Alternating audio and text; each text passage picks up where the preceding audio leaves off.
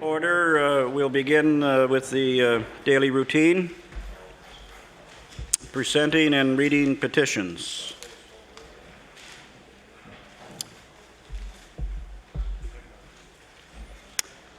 Presenting reports of committees. Tabling reports, regulations, and other papers. Statements by ministers. The Honourable Minister of Finance.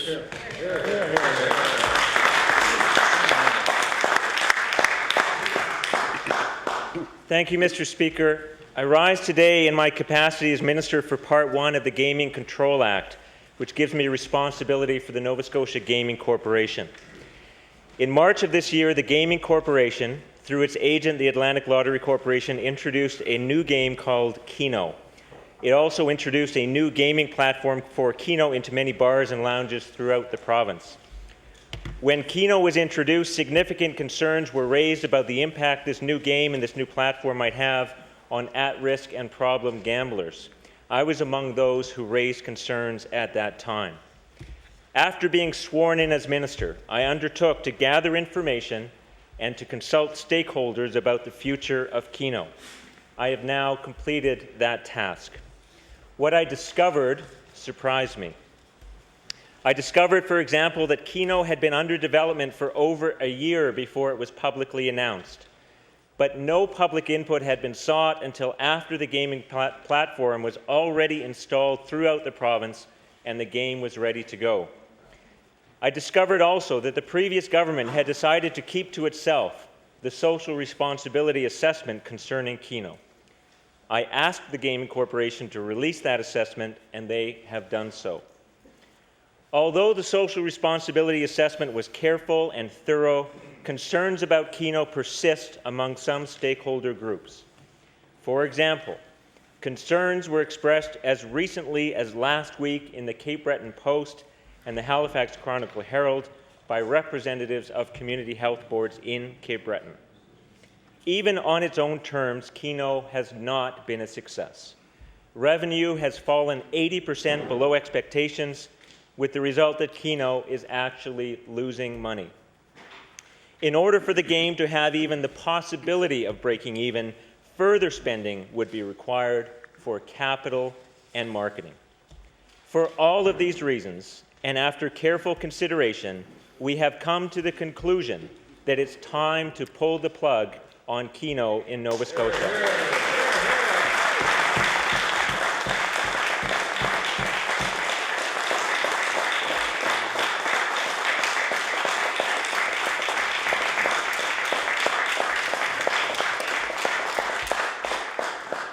Pour toutes ces raisons, Monsieur le Président, et après mûre réflexion, nous en sommes venus à la conclusion que le temps est venu de mettre un terme au Keno en Nouvelle-Écosse.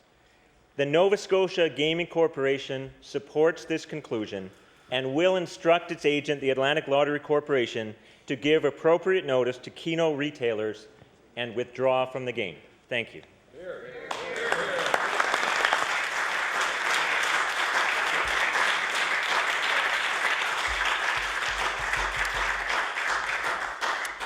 The Honourable Member from Kings West. Thank you, Mr. Speaker. Good things can happen late in the day at Province House. It is a very, very good announcement. It's one that the Liberal Party spoke early and often in terms of not introducing Keno to our province. In fact, the game itself, the Manitoba experience, spoke loud and clear that this should never have been introduced here in the province. In fact, it was one of those on very unusual occasions where, in fact, the Nova Scotia Lounge and Beverage Association did not want this game introduced. But we know that the previous government went ahead and tried this game.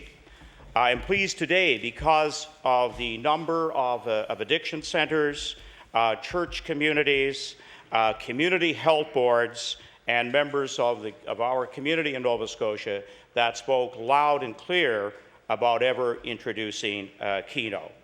I presented petitions here in the House, so it is nice to see that their voices did not go ultimately unheeded. However, it comes down to a revenue generation factor, perhaps more than perhaps a moral responsibility that we have to deal with gaming and gambling in the province of Nova Scotia. In fact, it fell about 80% below expectations. Much like the 15,000 problem gamblers in Nova Scotia, their revenue generation results in very little after weeks and months and years of gambling. So today we see the end of Keno, and I'm pleased that it was something that the Liberal Party, along with many Nova Scotians, did not want to see in the first place, and I thank the NDP government for making the decision.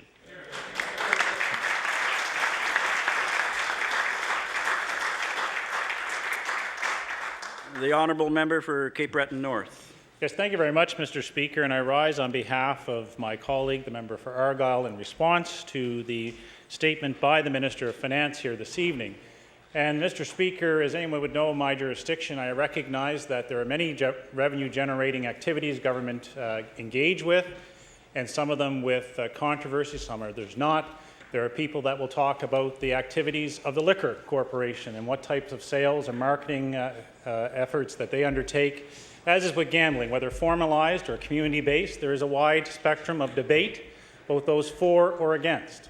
And indeed, Mr. Speaker, while I am not somebody that likes casinos or the like, I do recognize that our society has gambling as a reality. Our society makes choices as to what they engage in, that we respect individual choice, but we also support those that are in need.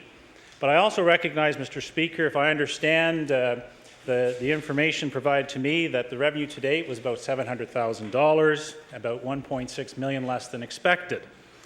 There had been about $400,000 in prizes handed out and $40,000 to retailers, and the operating costs of being somewhere estimated around $200,000. But I also recognize that there are 180 locations around this province. And not to get involved with the debate, but the one thing the Minister of Finance has failed to address here, and maybe we can ask this in question period or he'll address it another time, and that is the cost of breaking this and the cost to the taxpayers for a government that's worried about that stewardship. So the one thing that was lacking in the Minister's statement here this evening are the details associated with breaking a contract, and I'm assuming there is a contract in place. I'm assuming that like any contract, if you break that, there will be a cost to doing that. And while revenues may not have been to the level that was anticipated, and again, not something I can comment on myself, I am also told that the estimated cost of eliminating this is $3.5 million. And for a cash-strapped minister, I'm sure he's going to next week in the budget articulate to Nova Scotians this, as well as many other things, but this action by this minister may also explain why Nova Scotians can see a massive deficit on the horizon, and this is one of many anticipated actions by this government that they'll come to regret. Okay. Are there any further ministerial statements? Government notices of motion. The Honourable Premier. Thank you very much, Mr. Speaker. I hereby give notice that on a future day I shall move the adoption of the following resolution. Whereas the organizers of the RBC Multicultural Festival celebrated 25 years of promoting diversity and celebrating Nova Scotia's rich culture, and whereas this festival shows Nova Scotians the power of diversity to open minds and influence the future in positive and exciting ways, and whereas not only does celebrating and embracing diversity bring social and economic benefits for the province, it promotes openness to new ideas, experiences, and creativity, creating a stronger Nova Scotia. Therefore, be it resolved that the members of this House congratulate the organizers of the RBC Multicultural Festival on another successful event and wish them continued success in the future. Mr. Speaker, I request waiver of notice and passage without debate. There is a request for waiver. Is it agreed? Agreed. All those in favor signify by saying aye. Aye. Those against say nay. The motion is carried. The Honourable Minister of Labour and Workforce Development. Thank you, Mr. Speaker. I hereby give notice that on a future day I shall move the adoption of the following resolution. Whereas the Duke of Edinburgh Award has a long-standing history of promoting excellence and achievement in Nova Scotia, and whereas the award program encourages our province's youth to develop the leadership qualities of responsibility, self-reliance, and compassion, and whereas September 20th through September 26th is Duke Awareness Week in Nova Scotia, therefore be it resolved that all members of this House acknowledge the participants, leaders, and facilitators of the Duke of Edinburgh's Award in Nova Scotia for their dedication and hard work, and wish them a successful Duke Awareness Week. Mr. Speaker, I ask for waiver of notice and passage without debate. From the Minister of Education, there's been a request for waiver. Is it agreed? Agreed. All those in favor signify by saying aye. Aye. Those against say nay. Motion is carried. The Honourable Minister of Economic and Rural Development. Thank you, Mr. Speaker. Mr. Speaker, I hereby give notice that on a future day I shall move the adoption of the following resolution. Whereas the 2009 Celebrating Communities Conference and Awards taking place from September the 23rd to 25th is celebrating 10 years of growing our province into a better place to live. Whereas the conference recognizes a high degree of community collaboration and engagement, whereas from a field of 37 entries, 18 finalists all display creativity, innovation, and enthusiastic spirit, and stories of working together to achieve success in sustainable communities. Therefore, be it resolved that we recognize the value of the community leadership and hard work these communities demonstrate, including the dedication of economic and rural development staff and the Colchester Regional Development Authority as host of the Celebrating Communities Conference and Awards, an event that is a key part of the province's community development policy. Mr. Speaker, I ask for waiver of notice and passage without debate. There has been a request for waiver. Is it agreed? Agreed. All those in favor signify by saying aye. Aye. Those against say nay. The motion is carried.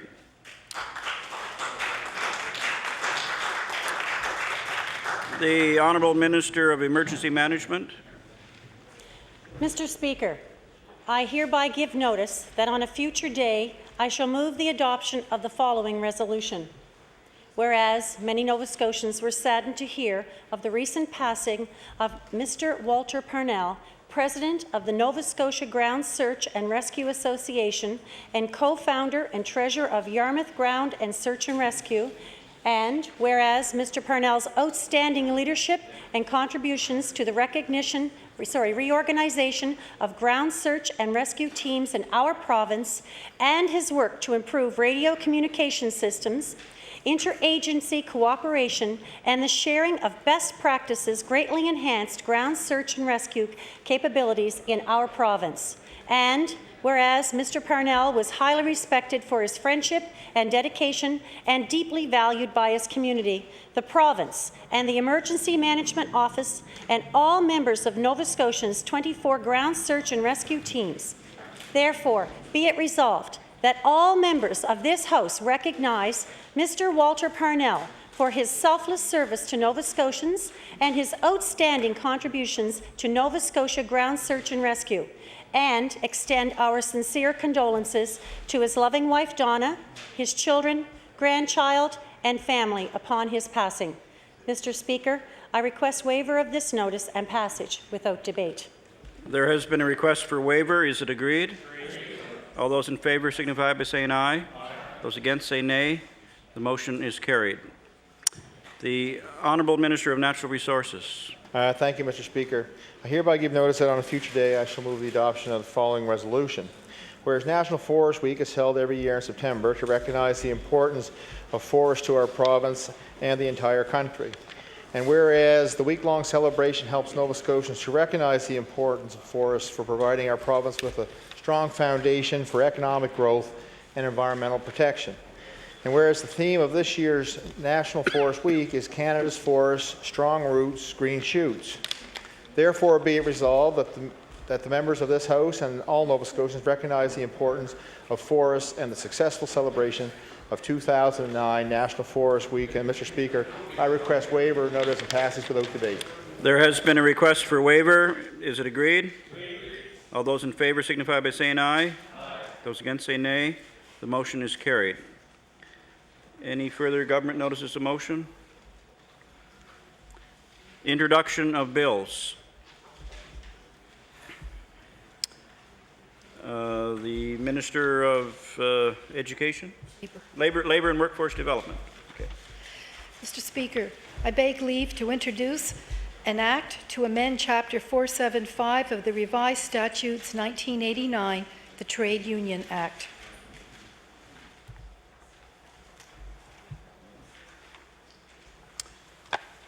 The Minister of Labour introduces an act to amend Chapter 475 of the Revised Statutes 1989, the Trade Union Act. Bill 7, entitled An Act to Amend Chapter 475 of the Revised Statutes 1989, the Trade Union Act. Ordered that this bill be read for a second time on a future day. The Honourable Member for Kings West. Thank you, Mr. Speaker. Mr. Speaker, I beg leave to enter a bill entitled An Act to Amend Chapter 365 of the Revised Statutes 1989, the Provincial Finance Act.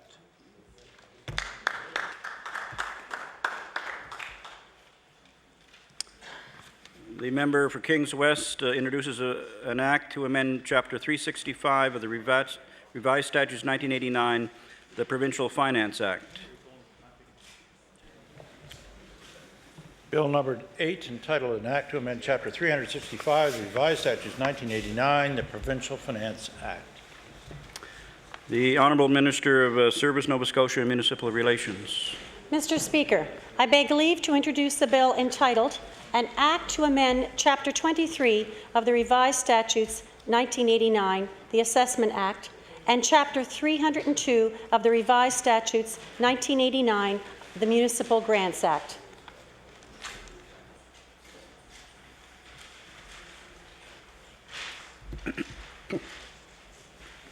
The Minister of Service, Nova Scotia and Municipal Relations introduces an act to amend Chapter 23 of the Revised Statutes 1989, the Assessment Act, and Chapter 302 of the Revised Statutes 1989, the Municipal Grants Act.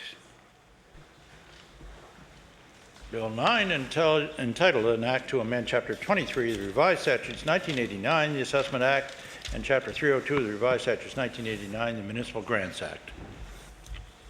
Order that this bill be read for a second time on a future day. The Honourable Minister of Service, Nova Scotia and Municipal Relations. Mr. Speaker, I beg leave to introduce the bill entitled An Act to Amend Chapter 13 of the Acts of 1995-96, the Personal Property Security Act.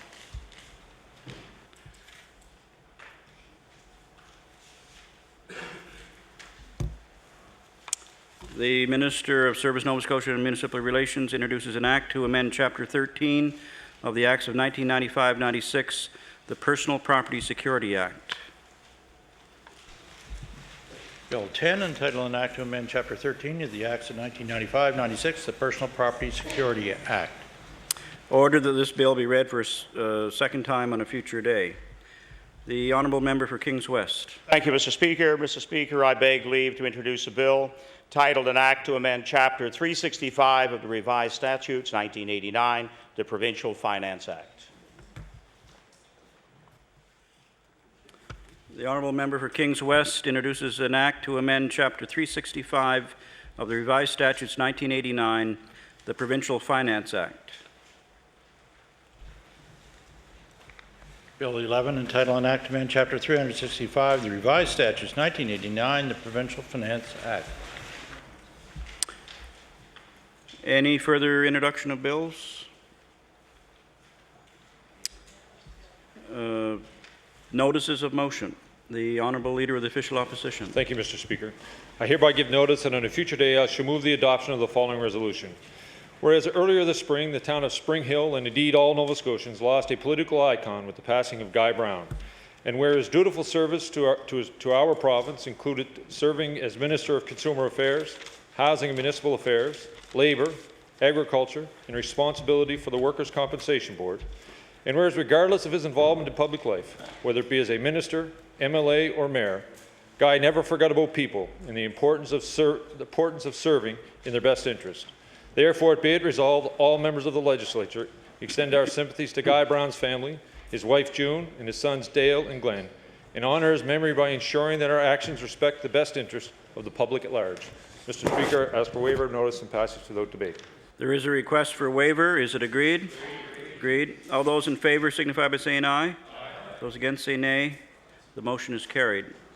The Honourable Leader of the Progressive Conservative Party. Thank you, Mr. Speaker. Mr. Speaker, I hereby give notice that on a future day I shall move the adoption of the following resolution. Whereas Jody and David McCarver, along with their 9-year-old daughter, Gracie, are tremendous ambassadors and fundraisers for the IWK Children's Hospital and numerous other charitable organizations, and whereas Molly's Rainbow began 5 years ago in memory of Jody and David's daughter, Molly, who journeyed to heaven at only 20 months of age, a beautiful double rainbow appeared across the sky in Pictou County at the time of Molly's passing. And whereas the McCarver family continued to celebrate Molly's life through numerous initiatives that will bring joy and improved health to children and families in need. To date, over $20,000 has been raised and donated in Molly's name. Therefore, be it resolved, all members of the House extend their sincere appreciation to Jody, David, and Gracie for their tremendous spirit. Their selfless efforts benefit countless individuals and make our communities a better place. Mr. Speaker, I request waiver of notice, passage without debate. There has been a request for waiver. Is it agreed? Agreed. Agreed. All those in favour signify by saying aye. Aye. Those against say nay. The motion is carried. The Honourable Member for Pictou East. Thank you, Mr. Speaker. I hereby give notice that on a future day I shall move the adoption of the following resolution. Whereas a devastating fire destroyed the home of Sherry Blinkhorn of Loch Broom, Pictou County on June the 25th, 2009, and whereas 15-year-old Daniel Blinkhorn was the first to awaken and escaped outside only to realize his mother was still inside, and whereas Daniel went back in through the smoke and flames and guided his mother to safety. Therefore, be it resolved that this Nova Scotia legislature commend Daniel Blinkhorn for his act of bravery and heroism in saving his mother's life. Mr. Speaker, I request waiver of notice and passage without debate.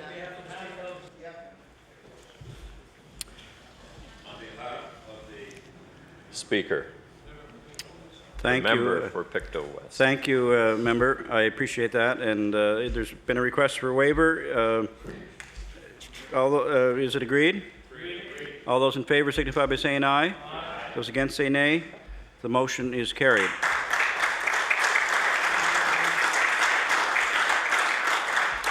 The Honourable Member for Dartmouth East. Thank you, Mr. Speaker. Mr. Speaker, I hereby give notice that on a future day I shall move the adoption of the following resolution. Whereas the Halifax Regional Municipality held a by-election for District 6, East Dartmouth the Lakes, and whereas the voter turnout was the highest of any HRM municipal by-election in recent history, and whereas 7 candidates put their name forth to stand for election, each offering their ideas to the election debate. Therefore, be it resolved that the members of the House of Assembly congratulate Darren Fisher on his success in the municipal by-election of Saturday, September 19th. Mr. Speaker, I ask for waiver of notice and passage without debate. There has been a request for waiver. Is it agreed? Agreed. Agreed. All those in favour signify by saying aye. Aye. Those against say nay. The motion is carried.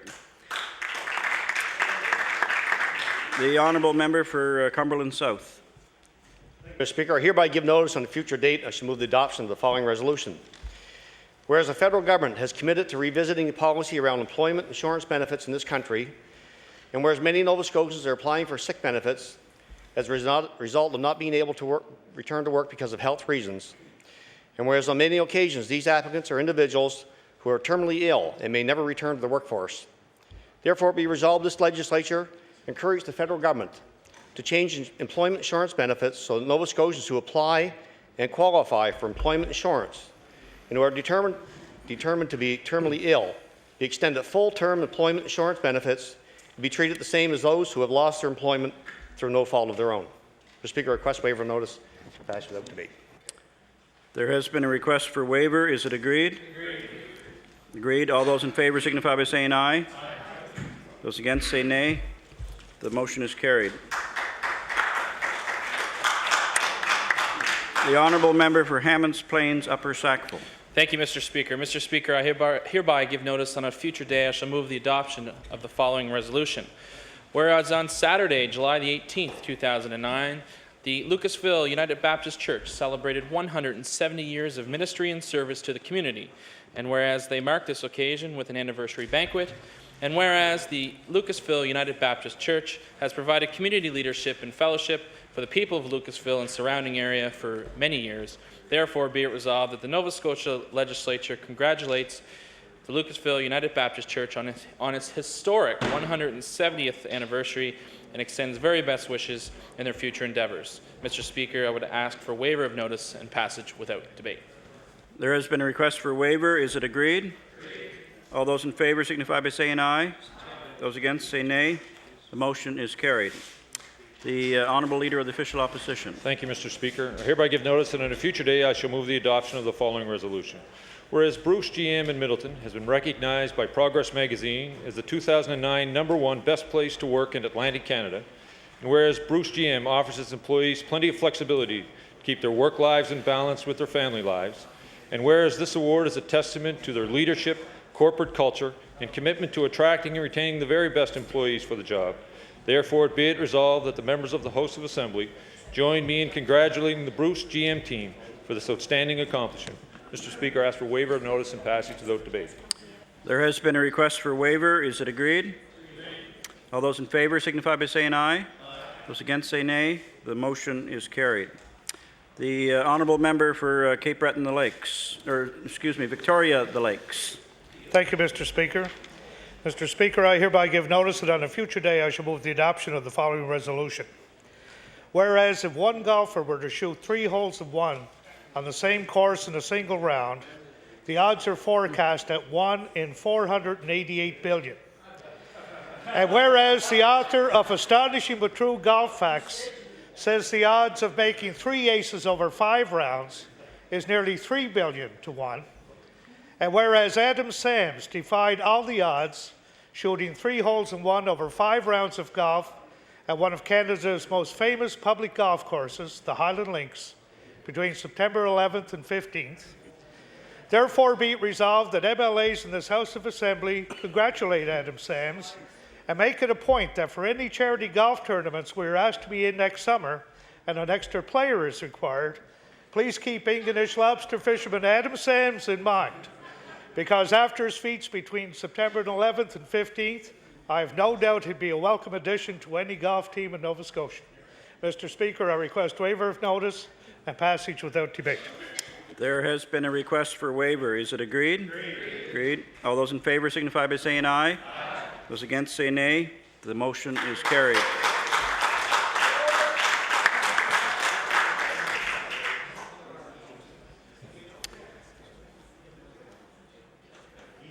Any further notices of motion? The member for Cape Breton South. You're next here.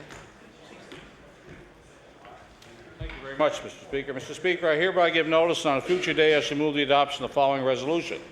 Whereas recent reports have cited 43 cases of abuse in residential care facilities over the past 2 years, and whereas the Minister of Community Services has not addressed this issue and has decided to rely solely on the previous government's review of one facility in the province.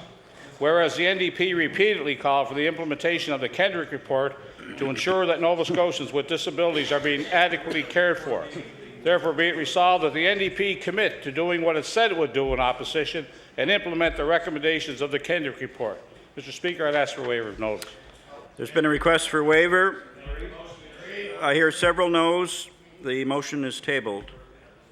The Leader of the Progressive Conservative Party.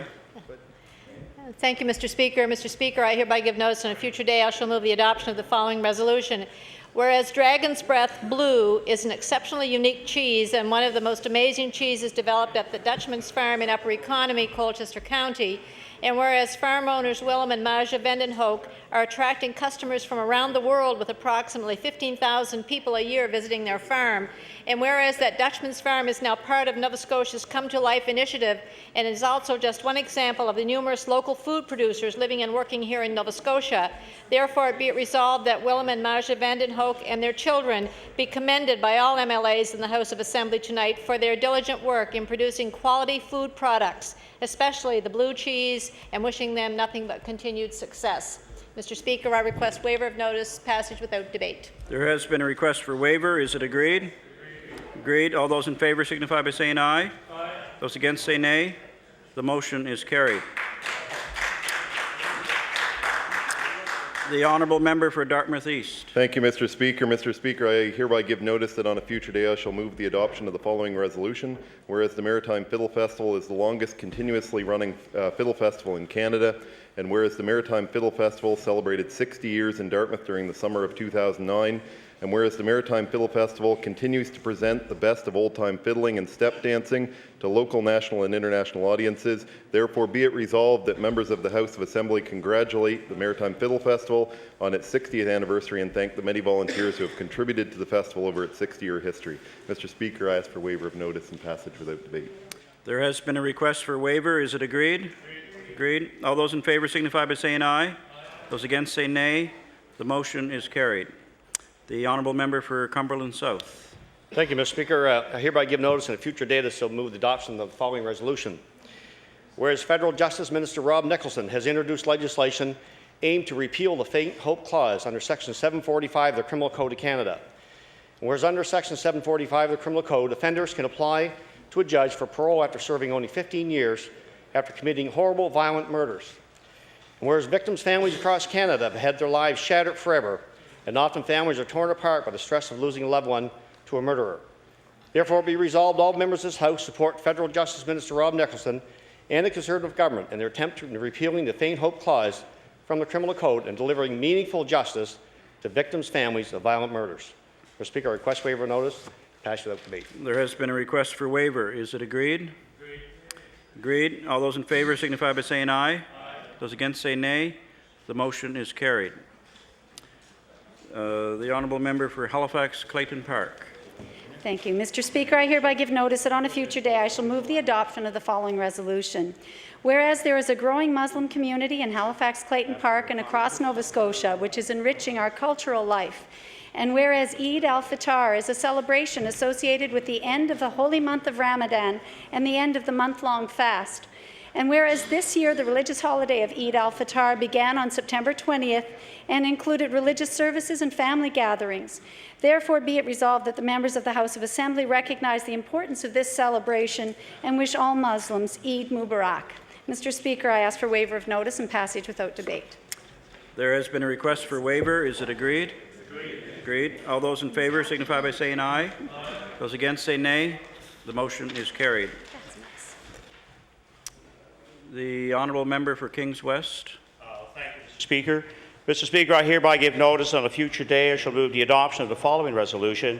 Whereas the annual Berwick Sports Hall of Fame induction ceremony took place June 6, 2009, celebrating local accomplishments in sport, and whereas Peter Connell was inducted in this year's ceremony as a builder and an athlete in recognition of his talents, and whereas Peter was a dedicated athlete who excelled in various winter and summer sports, and as a builder, recognizing the significant contribution he has made to coaching and the development of women's sport in the community.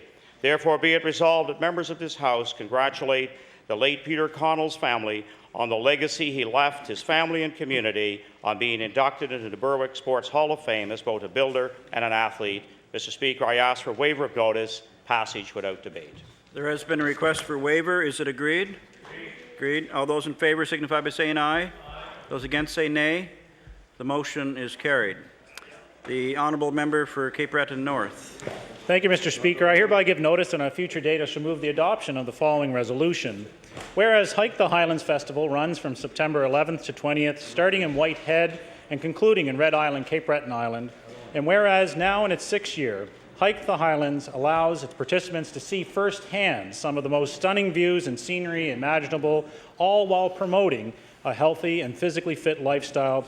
And whereas over the course of 9 days, various workshops and performances take place and serve as further ammunition for one and all to see and explore the beautiful Cape Breton Island, therefore be it resolved that all members of this Assembly encourage all Nova Scotians to see the natural beauty and character that the Cape Breton Highlands have to share, and congratulate the Hike the Highlands Festival for its continued success. And Mr. Speaker, I would request waiver of notice and passage without debate. There has been a request for waiver. Is it agreed?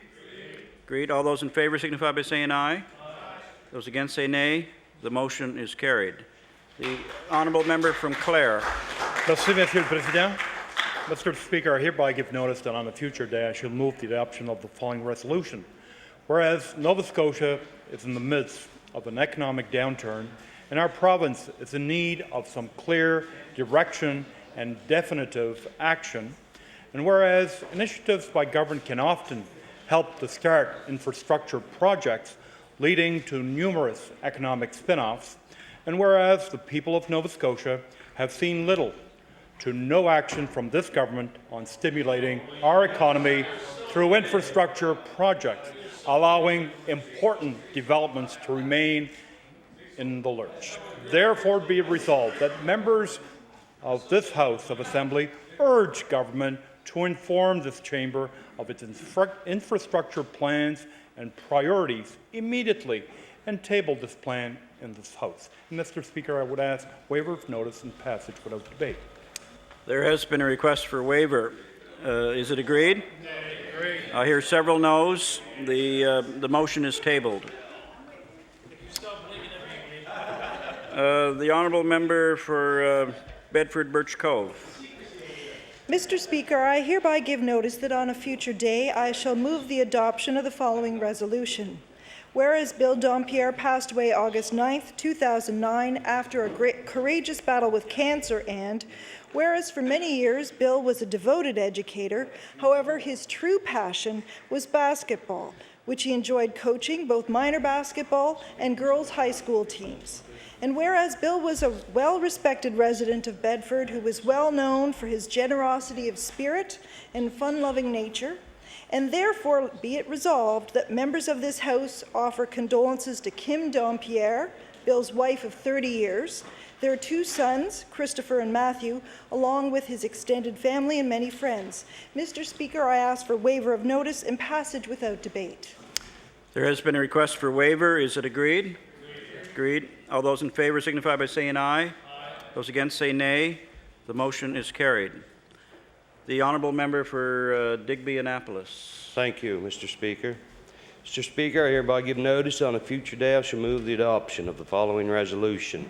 Whereas the Bay of Fundy was declared a new Seven Wonders finalist in Zurich, Switzerland on July 21st, 2009, where it was identified by popular vote in a global campaign to declare the new Seven Wonders of Nature.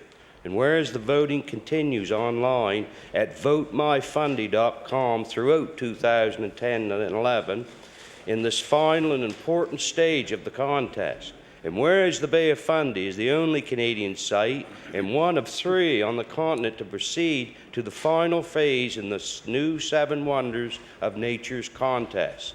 Therefore, be it resolved, the members of the House of Assembly recognize the Bay of Fundy for its natural wonder and hope that it continues to receive the accolades that it so well deserves. Mr. Speaker, I ask for waiver of notice and passage without debate. There has been a request for waiver. Is it agreed? Agreed. Agreed. All those in favor signify by saying aye. Aye. All those against say nay. The motion is carried. The honourable member for Preston. Thank you, Mr. Speaker. Mr. Speaker, I hereby give notice on a future day I shall move the adoption of the following resolution. Whereas according to the 2008 Nova Scotia Diabetics Statistics Report, the prevalence of diabetes in Nova Scotia has increased by 20% over the past 5 years, with approximately 1 in 11 adults in our province living with the disease. And whereas those aged 20 to 49 years are 25 to 35% times more likely to suffer with complications associated with kidney and eye disease as compared to those without diabetes. Whereas individuals with diabetes are 2 times more likely to be hospitalized and are more likely to have longer lengths of stay than people without diabetes. Therefore, be resolved that this government acknowledge the investment made in diabetes control today will reduce further health care costs, thereby resulting in more sustainable health care systems in the years ahead, and I'd ask for waiver. There has been a request for waiver. Is it agreed? Agreed. All those in favor signify by saying aye. Those against say nay. The motion is carried. The honourable member from Cape Breton South. Mr. Speaker, I hereby give notice that on a future day I shall move the adoption of the following resolution. Whereas the Sisters of the Congregation of Notre Dame and the staff of Holy Angels High School are celebrating a special event on October 17, 2009, and whereas this event is marking the 50th anniversary of the opening of the present Holy Angels High School, whereas both the Sisters of Notre Dame and the teachers and students have contributed much to the community of Sydney over the past 50 years. Therefore, be it resolved that members of the House of Assembly extend best wishes to everyone involved in celebrating 50 years of academic excellence at Holy Angels High School and wish them best wishes in the future. I'd ask for waiver, Mr. Speaker. There has been a request for waiver. Is it agreed? Agreed. All those in favor signify by saying aye. Those against say nay. The motion is carried. The honourable member for Halifax Clayton Park. Mr. Speaker, I hereby give notice that on a future day I shall move the adoption of the following resolution. Whereas the Alzheimer's Society of Nova Scotia has been providing support for more than 15,000 Nova Scotians who've been diagnosed with dementia, along with their families and caregivers. And whereas on Saturday, September 19, 2009, the Alzheimer's Society of Nova Scotia held their 3rd annual Duck Derby, an innovative fundraising event which saw more than 10,000 rubber ducks launched at Bishop's Landing in Halifax for a race of a lifetime. And whereas today, which is recognized as World Alzheimer Day, an international report was released estimating that 35.6 million people worldwide will be living with dementia next year, a 10% increase over previous global dementia prevalence statistics reported 4 years ago. Therefore, be it resolved that all members of the House of Assembly congratulate the Alzheimer's Society of Nova Scotia for a successful fundraising event this past weekend and acknowledge that a focus around early diagnosis of dementia is essential in order to reduce the enormous burdens on individuals, families, healthcare infrastructures, and our economy. Mr. Speaker, I ask for waiver of notice and passage without debate. There has been a request for waiver. Is it agreed? Agreed. All those in favor signify by saying aye. Aye. Those against say nay. The motion is carried. Any further notices of motion? The honourable member for Bedford Birch Cove. Mr. Speaker, I hereby give notice that on a future day I shall move the adoption of the following resolution. Whereas Lena Cameron, Vivian Conneran, and Val Béchard represented Nova Scotia in the Canadian Senior Triples Lawn Bowling Championships held in Kitchener in August 2009, and whereas the Nova Scotia women's team held a 5-0 record at the end of round-robin play, and whereas in the final against Manitoba, the women won a silver medal with a final of 13-10 in Manitoba's favour.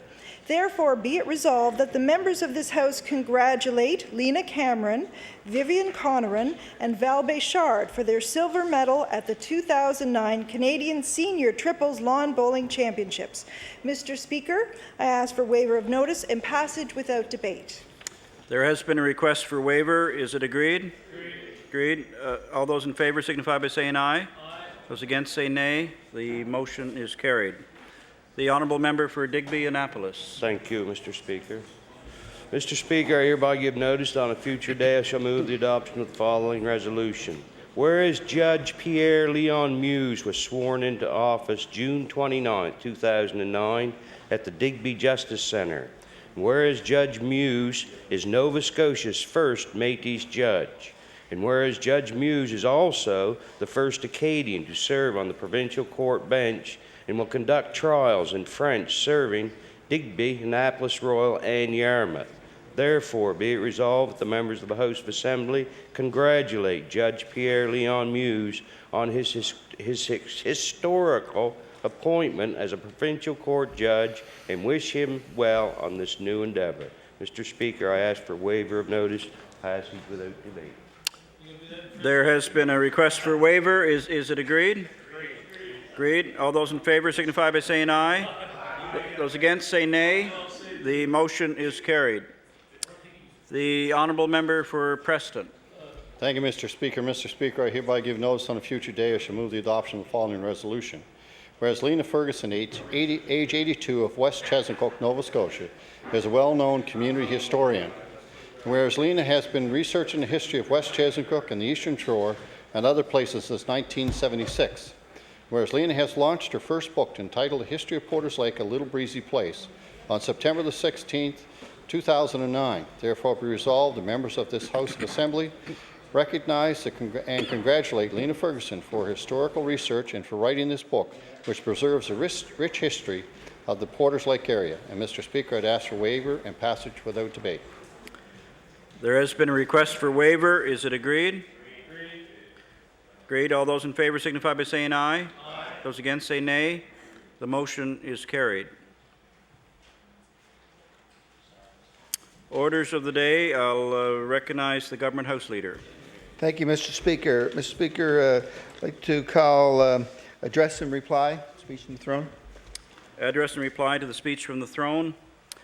I will recognize the Honourable Premier. I think I get to go.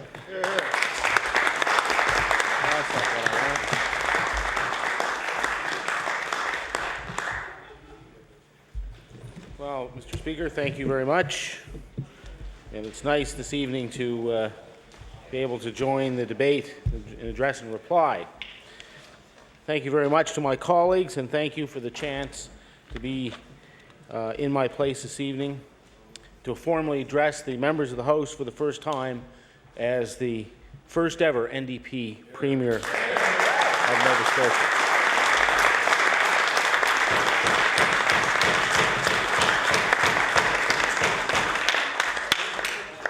But they're excited. But first, I would like to take this opportunity to congratulate you, Mr. Speaker, on your appointment. I am certain that I am not alone in my confidence that you will rule over this House with patience and fairness. I would also like to acknowledge, as was done by the Leader of the Opposition and the Leader of the Progressive Conservative Party, Her Honour, Lieutenant Governor Mayanne Francis, for delivering the throne speech, and the MLAs for Lunenburg and Guysborough Sheet Harbour, who moved and seconded the speech from the throne as read by Her Honour.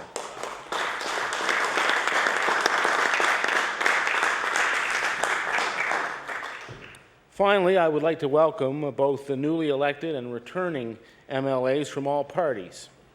I think it's important to note that we are all working toward a common goal, making life better in this province. Nova Scotians made history when they elected this government in June. Not only is it the first ever NDP government in Nova Scotia, we also have the youngest member to ever serve in the House. And I have no doubt that Matt Wynot will prove to be a valuable asset to this government and to his constituents. This government also boasts 9 women, the highest number of females to ever be elected to the Nova Scotia legislature.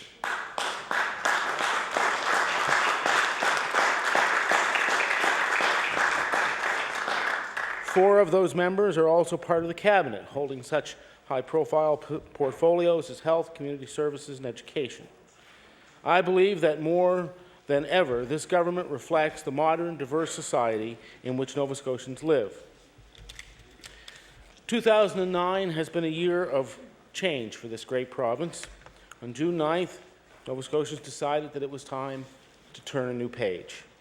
They elected a government with fresh energy and new ideas to make our province an even better place to live, to work, to do business, and to raise a family. We intend to follow through on the commitments we made to Nova Scotians in hopes of improving life in this province. There are countless Nova Scotians who have dedicated their lives to this same goal. Unfortunately, this year, we had to say goodbye to several of those who truly left their mark on Nova Scotia and its people. A face we came to know and respect in this very room, Michael Baker.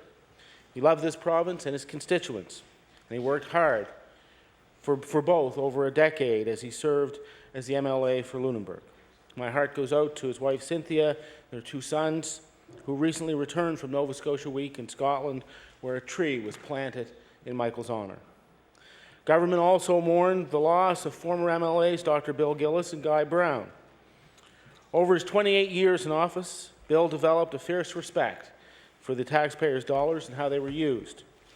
And I'm sure many of us will remember an editorial cartoon in the Chronicle Herald which depicted Bill as a reckless spender as he ordered double cheese at his beloved Pizza Hut. Throughout the 28 years representing the former riding of Cumberland Centre, Guy Brown was affectionately known as the people's politician, and he will for certain be remembered that way. Many in MLA, as well as former speakers of the House, benefited from the sage advice of the late Art Fordham. And as the Minister of Aboriginal Affairs, I can attest to the great sense of loss that came with Donald Marshall's death last month. An influential figure in Aboriginal communities across Canada, Donald fought hard for treaty rights and has left an important legacy for generations of Mi'kmaq who will follow him. Muriel Duckworth will be forever remembered as an ambassador of peace, defender of women's rights, and a champion of educational development. Muriel's way of speaking was simple, plain, and to the point. It was that honesty and plain-spoken style that moved Nova Scotians and Canadians. Frankly, we could all learn something from her example. I'd like to take some time now to recognize another group of citizens whose daily contributions make life in my constituency of Cole Harbour truly pleasant. When I think of Cole Harbour, one word comes to mind: giving. This is a community that is tightly knit by its strong sense of volunteerism. From the local schools to the churches, sports, and heritage organizations, you would be hard-pressed to find another area where so many quiet heroes reside. Of course, there are the obvious role models. A prime example is our very own hockey sensation, Sidney Crosby. Born and raised in Cole Harbour, this young man has achieved great feats and touched the lives of so many people in this community and beyond. Just last month, he brought the coveted Stanley Cup trophy to Cole Harbour, taking the time to share it with sick children, military families, and the people of his hometown. Sidney has never forgotten his roots, and he returns home often to offer encouragement and support to the youth of Cole Harbour. He truly exemplifies what we as Nova Scotians want for our young people. But Cole Harbour is also about much more.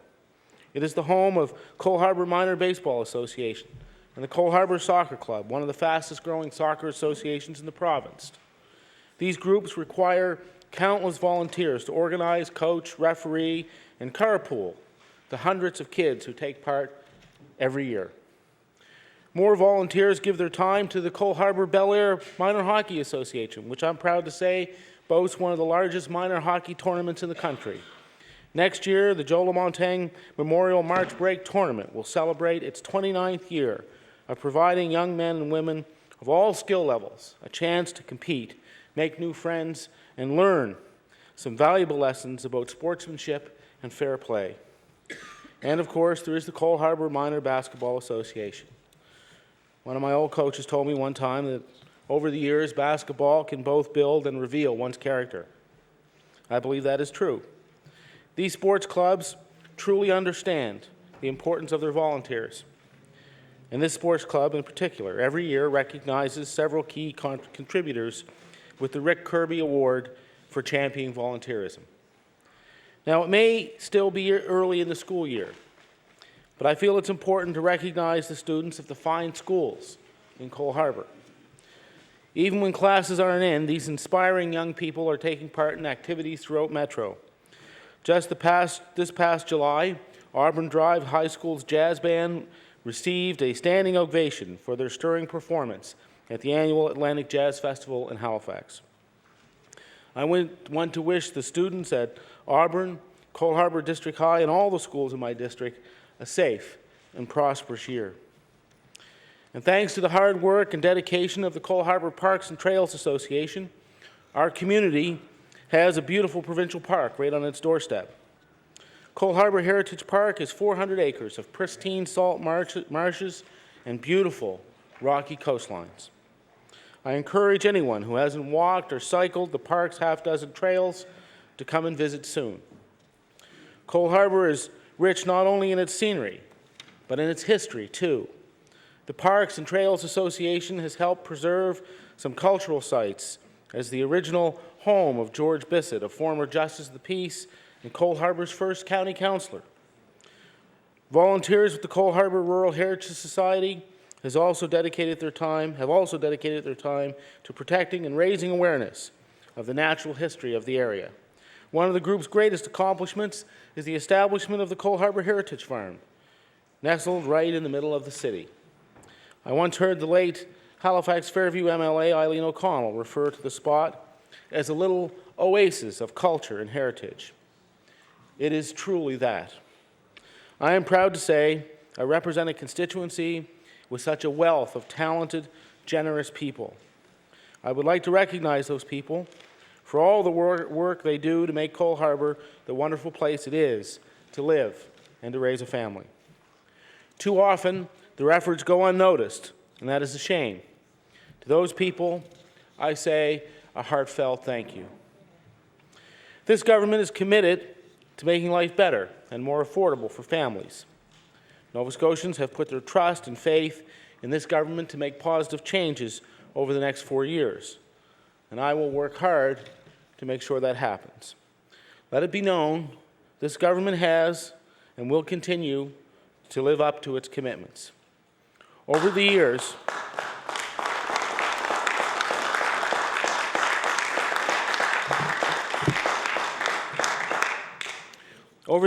the NDP has focused on the issues that matter most to Nova Scotians every day. Seniors in long-term care facilities being forced to sell everything they own for their health care.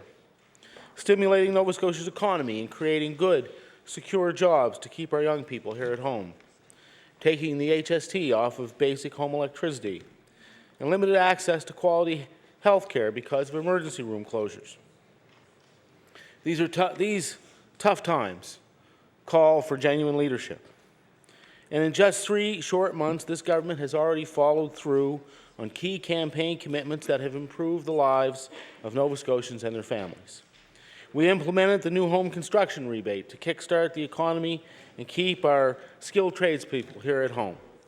More than 700 new homeowners have applied for a rebate of up to $7,000, sparking new construction projects and helping to maintain good-paying jobs. And I can tell you, Mr. Speaker, I was with members of the new home home construction industry just this weekend, and they were saying how well this is working and how pleased they are to see it fully underway.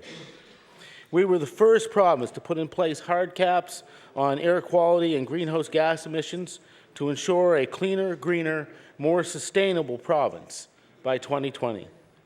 We had the pleasure of announcing last week a manufacturing tax credit designed to spur investment by manufacturers and processors.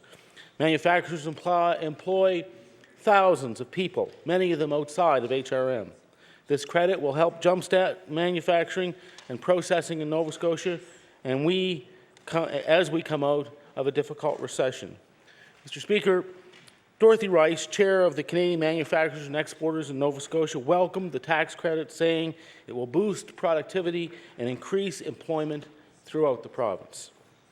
Also last week, my minister responsible for economic and rural development announced an enhancement to the Nova Scotia equity tax credit. Now, in a time where gaining credit can be difficult, Nova Scotia entrepreneurs will have an easier time finding financing for the startup and expansion of businesses. But that's not all we've done since June. On September 13th, Transportation and Infrastructure Renewal Minister Bill Estabrooks, along with federal counterparts, announced nearly $100 million in infrastructure projects right across the province.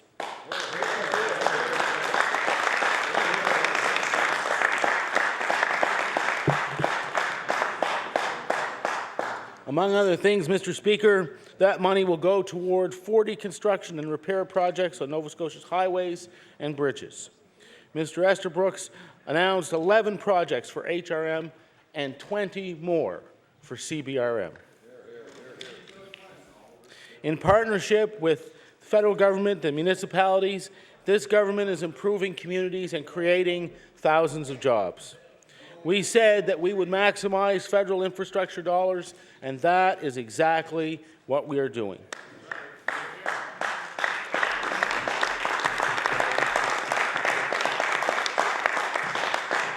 We said that we would help manufacturers and new entrepreneurs, and that's exactly what we are doing.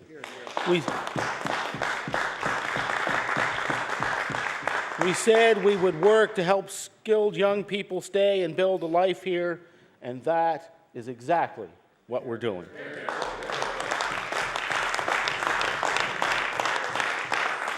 We said that we would take the provincial portion off the HST off of the basic home electricity, and effective October 1st, that is exactly what we are doing.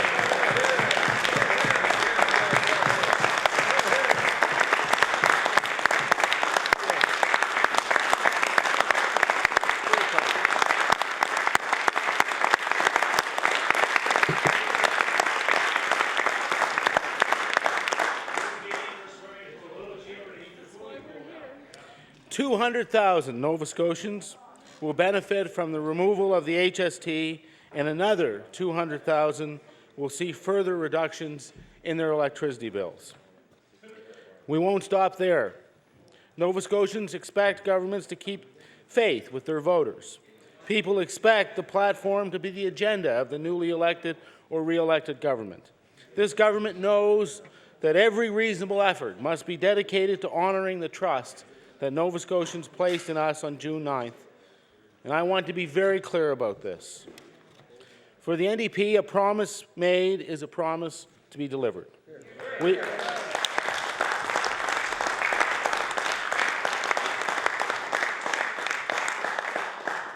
We will cover a portion of travel and accommodation expenses arising from out-of-province medical care, and we will eliminate security deposits for seniors in long-term care facilities. We will undertake a 5-year paving plan and improve road building standards. And we have started down the path of keeping emergency rooms open, taking the steps that I outlined in the election campaign. The Minister of Health will soon be naming the province's first emergency room advisor. That advisor will provide the leadership and illuminate opportunities to make our healthcare system more accessible for Nova Scotians now and well into the future. This government has a plan to work with communities to address the core issues that are putting stress on our healthcare system. A plan that will be further strengthened when we start receiving feedback from our emergency room advisor.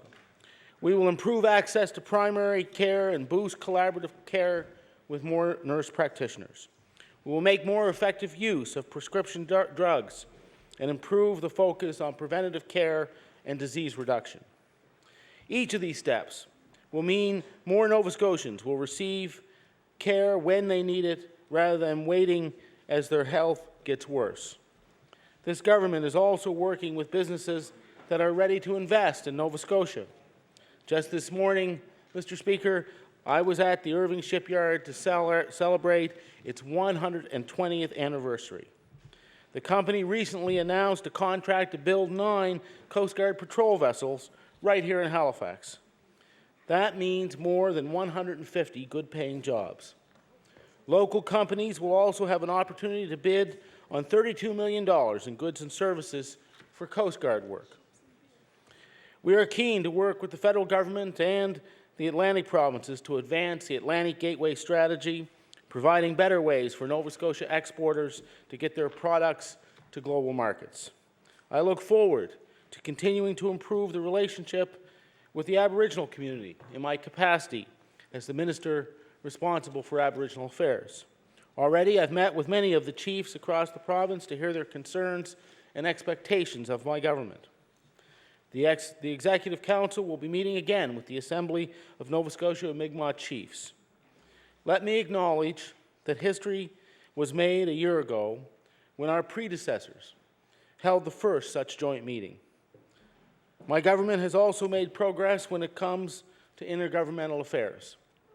Since taking power in June, I have attended several meetings with premiers across the country, as well as governors from the New England states, to discuss issues important to all regions. Just last week, at a conference in St. John, I pledged to work with the other Atlantic provinces and the United States on initiatives to advance the green economy. Nova Scotia has great promise when it comes to green energy. Already, we are seizing that opportunity by approving the Fundy Tidal Power demonstration project. Military relations was particularly important to me because of the time that I served in the Canadian Navy. I know how important the armed forces are to the future, as well as the history of this province. They are on the front line of Canada's sovereignty and security. The men and women in our Navy, Air Force, and Army and their families have the respect and support of this government and this province. Therefore, this government is committed to supporting the aerospace and defense industries in Nova Scotia because we recognize the opportunities and jobs they will create.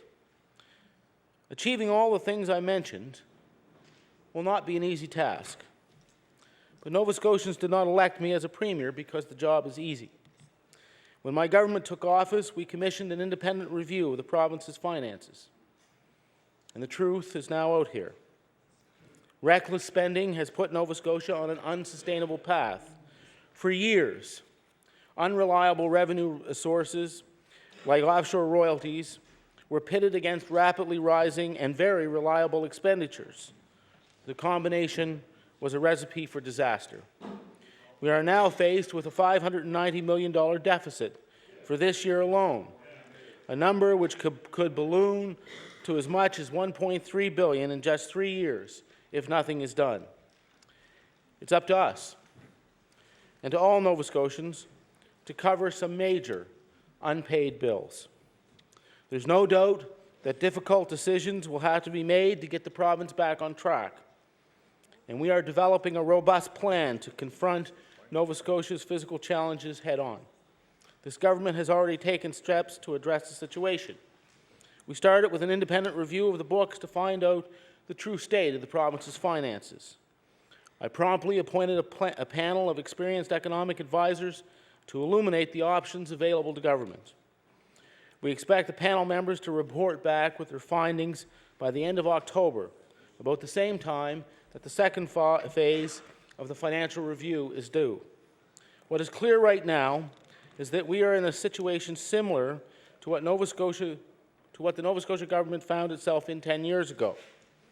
We will have to amend the Provincial Finance Act to help deal with this problem, just as was the case in 1999. This is simply the responsible thing to do. The fundamental problem with the previous government's proposal to amend the Act is that it was being dishonest about the actual state of the province's books. That government asked the opposition to be complicit in its attempts to hide the truth from the people of Nova Scotia. I didn't think that was fair. We should treat Nova Scotians with respect, and we should have the fortitude to present an honest picture of what has happened, not only in the previous budget years, but this year as well. Nova Scotians know that debt and deficits are not the road to prosperity, and that's why our goal remains to balance the next year's budget. This year's deficit number is a pretty clear indication that Nova Scotia is facing an extremely steep climb to get back on solid ground. A climb greater than anyone, except perhaps the previous government, knew or expected. I believe that balancing the budget is an essential goal. One of the most important NDP commitments, one my party placed before the people, was that we live within our means. By following through on this commitment, I believe that we can make this a better, more financially stable Nova Scotia. As most of the people in this room know, I led the official opposition for many years. It is a role that I know well and one that I took very seriously. I recognize and appreciate how important it is in a democratic society to hold our elected officials accountable for the decisions that they make. That is how we keep government focused and responsible. Just like myself, my colleagues across the floor have a job to do, and I expect them to do it well. At the same time, I believe it's important that the parties put aside their differences and focus on why we're here, to address the needs of Nova Scotians. I'm open to hearing the opposition's ideas. I look forward to working with all parties. I look forward to working with all parties to implement the initiatives that make life better for families. I'm also pleased to have the support of such a professional public service that is dedicated to the best interests of our province. Their hard work will make a difficult job much easier. Last week, the opposition leader said it's clear that this government has a different standard for itself than it had for the previous government, and that is true. And I believe it is a higher standard. And I recognize that we may not always meet it. I know that the quest for perfection can sometimes be the enemy of the good. And I am aware that we break ground, new ground, with each step. As promised, we will live within our means. We have already taken steps to reduce the cost involved with running government. We shrunk the size of cabinet to 12 members from 18. We're eliminating the $45,000 tax-free allowance for departing MLAs. And yesterday, the Deputy Premier confirmed the 2-year wage freeze for MLAs, political staff, and deputy and assistant deputy ministers. These are just a few examples of the types of decisions that will have to be made to get this province back on track. And it is true, Nova Scotians are expecting a plan. During the campaign, we had 7 key commitments that we said we would follow through on to make life better for today's families. We would create secure jobs, keep emergency rooms open, ensure young people stay in Nova Scotia, take the HST off of home energy, create strong communities, create more options for seniors, and live within our means. I stand by those commitments today just as much as I did during the election. These commitments are the basis for our plan to make life better for today's families, a plan that was presented in great detail last week in the speech from the throne, a plan that is already in motion. The budget that will be presented later this week will support much of that plan. It all comes down to the 7 key commitments I mentioned before. These commitments will create opportunities for young people to put down roots here. They will make it easier for families to get ahead and ensure seniors have the security and the care that they need to enjoy life. They are commitments that will strengthen our communities from Sydney to Yarmouth. They are commitments that will create and maintain jobs and spur on our economy as the world emerges from the recession. They are the commitments that will help us live within our means and get the province's finances back on track. Nova Scotia is a province with great people and a great future. New Democrats have been given the opportunity to make sure that that future becomes reality. To do that, we need to follow through with the commitments we made to Nova Scotians. This government will do that. We need to ensure we make the most of the opportunities we are handed and fight for the ones that we are not. This government will do that. And we need to listen to the people we represent, as they are the reason we are here. This government will do that. This is our chance to place Nova Scotia back on the map, among the leading provinces in the country. And I look forward to the day when the people of this province can once again earn the respect and admiration of people right across the country by simply saying, "I am from Nova Scotia."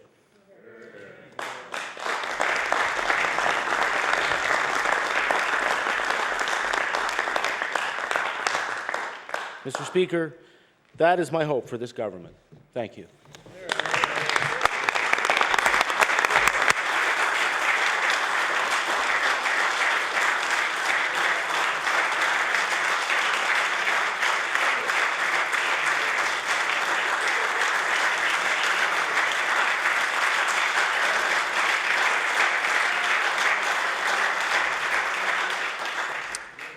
Before I recognize our next speaker, I'm going to allow an introduction by the Minister of Service, Nova Scotia and Municipal Relations.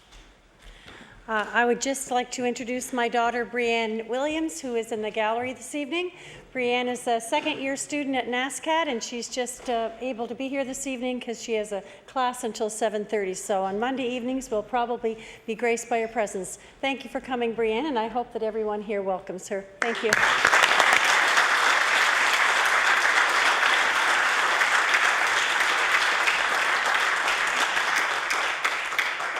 We welcome her and any guests we have here this evening.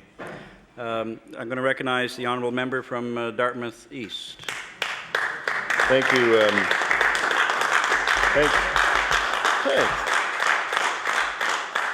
Thank you, Mr. Speaker. It's an honour and a privilege to stand before my honourable colleagues and represent the residents of Dartmouth East and indeed all Nova Scotians in this historic chamber. It's a pleasure to serve not only with my colleagues in the Liberal caucus, of course, but also with every member of the House, and in particular the many I've known and worked with as a councillor who now sit on the government benches. I would like to take this opportunity to very sincerely congratulate the government on their victory. It was a long road to get where they are, and they certainly deserve our congratulations. And to you as well, Mr. Speaker, on your election just a few months ago. Now, Mr. Speaker, the government faces extraordinarily high expectations from the public. And one of the greatest of those expectations may be for the government to live up to the billing of being different in terms of how it handles the House and constructive criticism provided from the opposition benches and increasingly from online forums. They will be in part measured on their success in this regard. Now, Mr. Speaker, before I get too far into my remarks respecting the speech from the throne, I would like to spend a few minutes to thank some people and tell the honourable members a bit about my constituency. As with all members, it was certainly an interesting journey for me to get to this point, and I would like to publicly recognize the hard work and support of my good friend and campaign manager, Mr. Paul Carroll, who has been with me through 2 municipal campaigns and now 1 provincial election. His family, no doubt, suffered immensely through the election period, and I thank them for their time as well. Mr. Carroll actually deserves particular recognition tonight because on Saturday he added 1 more undefeated campaign to his perfect record, with the overwhelming success of Darren Fisher in the municipal by-election to replace me on Halifax Regional Council. And so I'd like to offer my congratulations to Darren Fisher on his success Saturday night. He and his family are very excited to start the new journey, and I'm sure many members are familiar with Darren and his brother as they own the Knickknacks General Store just over here on Granville Street. I've known Darren for a number of years, and I'm confident he'll be an effective member on Regional Council, taking the seat that I once held. I also think members of the House should look very closely at electronic voting success that the municipality enjoyed in that election. The turnout was very close to the turnout in the municipal general election, and while it's still too low by my standards, it is a substantial improvement over the history of municipal by-elections in Nova Scotia. As for my own campaign in June, I'd also like to thank the efforts of my official agent, Ted Fraser. And Mr. Fraser has known me for 30 years, Mr. Speaker, since I was making mud pies with his daughter in Dartmouth East. And so but I'm reasonably certain he didn't know that or realize the magnitude of the work that was involved when he first agreed to take on the task. But I can assure members of this House that there was probably no campaign that so exactly followed and knew every single letter of every single rule in that election act, thanks to his efforts. I would also not be here without the tireless efforts of so many other people, including Mr. Alan Billard, Mr. Terry Beard, and Mr. Paddy Tabor. And finally, I would be remiss if I did not thank my wife, Katya, for her invaluable support in this endeavour. As many members can likely attest from their own experiences, I am certain that she did not know what she was getting in for when I first joined Halifax Regional Council 5 years ago and then decided to run provincially this year. But her support has remained, and I thank her for that. Thank you. Now, Mr. Speaker, I could probably spend the remainder of my time thanking each and every person that worked on the campaign, but the honourable members would probably get very quickly bored with that. And so, Mr. Speaker, the purpose, Mr. Speaker, it is my purpose today to respond as I can to the speech from the throne presented by Her Honour May Ann Francis. Now, I say as I can because I find the speech wanting in many regards. I will give the government some credit, mind you, for being environmentally minded in the throne speech by recycling plenty of ideas from the previous government and keeping it short on substance so it took less paper to produce. Now, it was of course almost 251 years ago to the day when this legislature first met on October 2nd, 1958, in the old courthouse just up the road at the northeast corner of Argyle Street and what was then Buckingham Street. Things were a bit different then, Mr. Speaker. There were no political parties, and the speech from the throne on the day read by Governor Charles Lawrence was less than 2 pages long. Mr. Speaker, I suggest a few of the responses to this year's speech probably don't come in at under 2 pages. Yet the speech of 1758 was one of substance. It was a speech that, while very short, sought to set a direction for a newly established representative government. Nevertheless, despite the many differences, it might surprise the House to learn that the issues of taxation, the nature of representation, the importance of agriculture and fisheries, which was almost ignored in this year's speech, and the powers of the legislature are among the same issues we debate to this very day. The legislature, in its early sessions, unfortunately was also discussing the issue of populating lands left by the expelled Acadians. Je crois que nous sommes d'accord que le grand arrangement fut un moment sombre de l'histoire de notre province. Je suis heureux de voir notre province célébrer avec fierté l'importance de la vitalité de nos communautés acadiennes et francophones. En effet, l'an passé, la région municipale de Halifax a accueilli les finales des Jeux de l'Acadie pour la première fois en Nouvelle-Écosse. Je suis heureux d'avoir fait partie de l'équipe qui a organisé cet événement très spécial. Permettez-moi offrir mes félicitations au nombre de bénévoles et particulièrement Messieurs Roger Arsenault, Keith Coughlin et Suzanne Roy pour les grands dévouements et qui ensemble ont fait des Jeux de l'Acadie un franc succès. Mr. Speaker, despite Nova Scotia's Acadian community being ignored in the throne speech, I hope the government will recognize the rich history of the Acadians and the unique legacy provided by the first Jeux de l'Acadie and recognize the untapped opportunities for tourism, economic development, and cultural development that are offered within those communities. Mr. Speaker, Dartmouth East is home to one of the largest Acadian and Francophone populations in Metro, as well as Bois-Joli and École de Carrefour schools. The French schools and the community centre there are rich with events and are always welcoming, and I invite any honourable member to visit at any time. Mr. Speaker, trade and commerce was also important in those early legislative days as they remain today, and one significant focus at the time was the Shubenacadie Waterway, which according to archaeological evidence had been used for almost 4,000 years by the First Nations communities as a transportation route across Nova Scotia. In 1794, Governor Wentworth was promoting a chain of lakes in Dartmouth and the entire Shubenacadie Waterway, as well as arguing for a plan to make the entire waterway of 115 lakes and rivers navigable. However, it was not until 1824 that a group of Halifax area merchants put a plan for the Shubenacadie Canal in motion. Construction would begin in 1826, a year that would become important in Dartmouth East, as well as many other areas in Nova Scotia that cover the constituencies of a number of honourable members, including some cabinet members. The names associated with the canal project are names that have become recognisable to many Nova Scotians, including Alexander Keith, Samuel Kennard, and Charles Fairbanks. Mr. Speaker, while the Shubenacadie Canal as a commercial transportation was largely lost to the coming of rail, the importance of the canal remains in my own riding of Dartmouth East and indeed across Nova Scotia. Many of the hardest workers with today's Shubenacadie Canal Commission, such as Alan Billard, Bernie Hart, and Dr. John O'Connor, are in their own right household names in Dartmouth and along the canal route.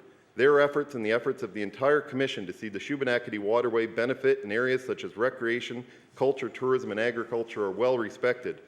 Mr. Speaker, the canal is not only a focus of Shuby Park in my own riding, but of Lake Bannock in downtown Dartmouth, which this summer hosted the largest sporting event ever held in Atlantic Canada, the International Canoe Federation Sprint World Championships.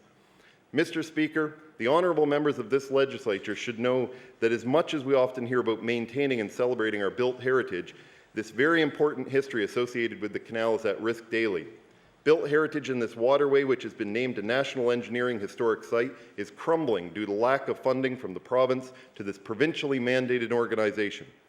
Mr. Speaker, with so many government members and indeed cabinet ministers representing constituencies that border this waterway, I am surprised that recognizing the long-ignored business plan of the Commission and bringing the canal back into shape in time for its 200th anniversary has not yet been mentioned by either this government or, in fact, the previous government. It is also interesting that this government has also not addressed a plan to make economical the preservation of heritage buildings in Nova Scotia, despite many members of what is now the government benches making quite a fuss at municipal council meetings while in opposition. I wonder if the sudden silence on the issue by government members since switching sides of the House is indicative of how the government intends to address both the requests for further authority in this regard for municipal units, as well as the non-building heritage assets like the canal. Mr. Speaker, I hope and I trust it is just because it is the early days of this government that causes this government not to address important cultural and historic issues like this.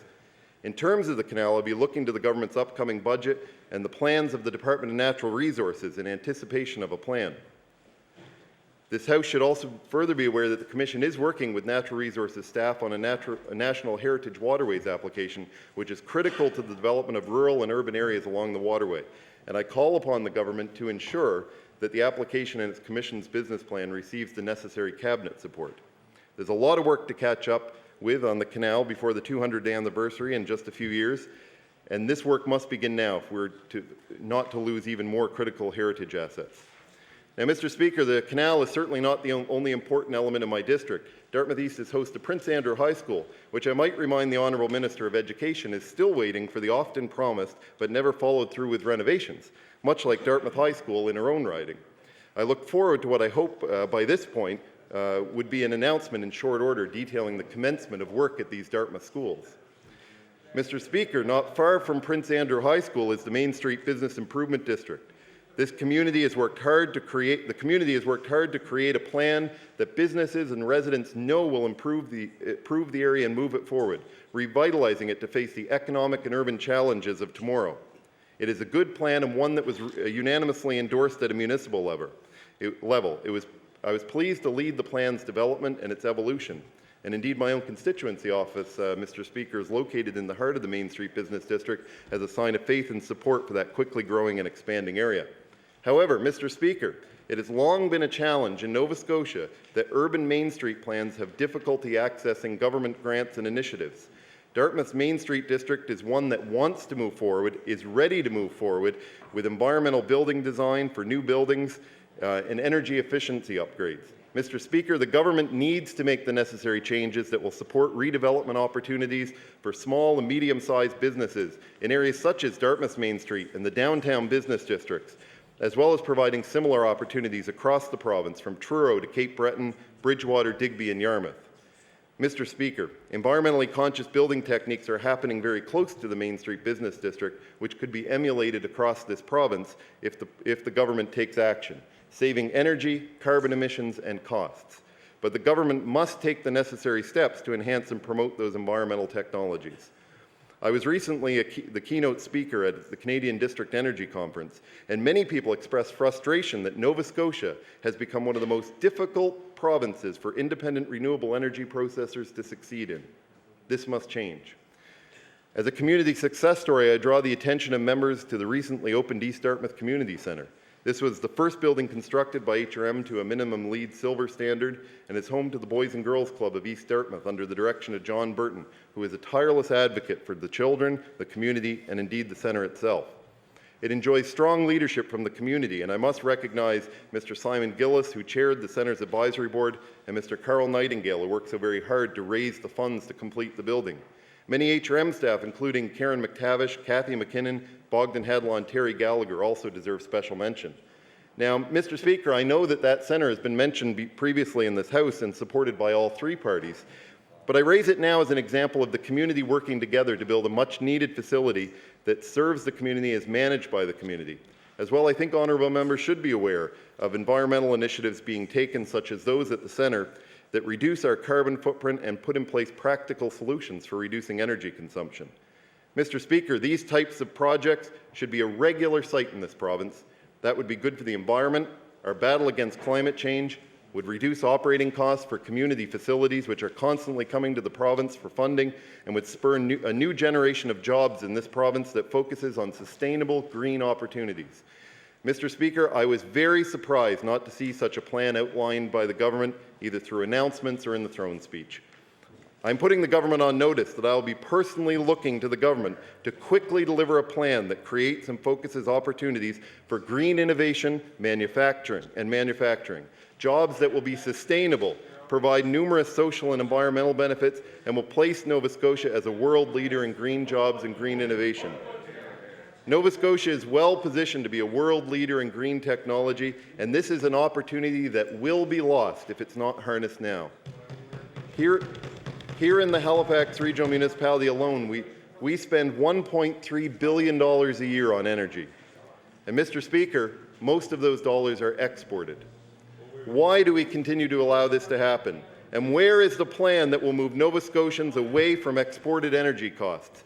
Mr. Speaker, on behalf of the Liberal Party, I will be bringing forth ideas in the coming weeks to help make this province more self-sustainable on environment and energy issues.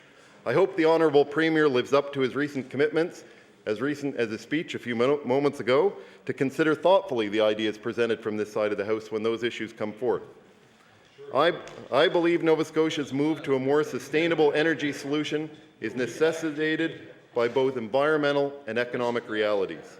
Expanding and supporting district energy projects, for example, is an easy opportunity to keep energy dollars in our home communities, and in the case of Nova Scotia, tap into innovation and expertise right here at home. Just look across the harbour to the Alderney 5 project on the Dartmouth waterfront that uses local technology and harnesses emission-free energy for cooling to see just what can be done. The endless opportunities for geothermal and abandoned coal mines and other areas, if harnessed, would not only reduce the environmental footprint of this province, but would provide sustainable, cost-stable energy for Nova Scotians while supporting local innovation. I'm deeply concerned that this government seems to have paid little attention to the looming energy issues and the challenges of today's families, the very families this government says it stands for. In fact, they will face it increasingly if no action is taken quickly. And although oil has slipped off a high of $150 a barrel, we as a province still need to design flexible and resilient energy infrastructure for the future. Mr. Speaker, it's my view that oil has reached or probably surpassed peak oil, and the continuing rise in fossil fuel prices means that energy projects which focus on renewable resources will play an increasingly important role in the energy economy and will provide the only realistic long-term opportunity to realize price stability in energy prices. We will quickly reach a point where such systems are far more consistent, reliable, and effective for business and residents in Nova Scotia. Mr. Speaker, I believe energy costs have already become the primary variable in the state of the world economy, and Nova Scotia must position itself to prepare for that situation. Mr. Speaker, some of the leading innovations across the world in the area of district energy and green technology are happening here at home, yet they can't be harnessed here because of provincial regulation. We can and should be supporting local made in Nova Scotia industry and innovation to make these projects happen, and we should be doing it in this session of the legislature, not waiting for some future plan. Why do we continue to create conditions that encourage Nova Scotia's great ideas and innovation to be harnessed and brought to market elsewhere in the world? Many well-skilled and trained engineers graduate each year from schools like Dalhousie University. These are people looking for exciting opportunities to change the world around them, opportunities that will put them on the cusp of new innovation. These are people who are often looking for that exciting opportunity that will keep them at home. Nova Scotia engineers enjoy a world-class education and abilities that are second to none. Innovation around energy, health sciences, and in technology may provide us with the added benefit of keeping more young graduates in Nova Scotia. Mr. Speaker, a comprehensive plan that ties our economy to supporting innovation in this province, to green technology, manufacturing and jobs cannot wait any longer.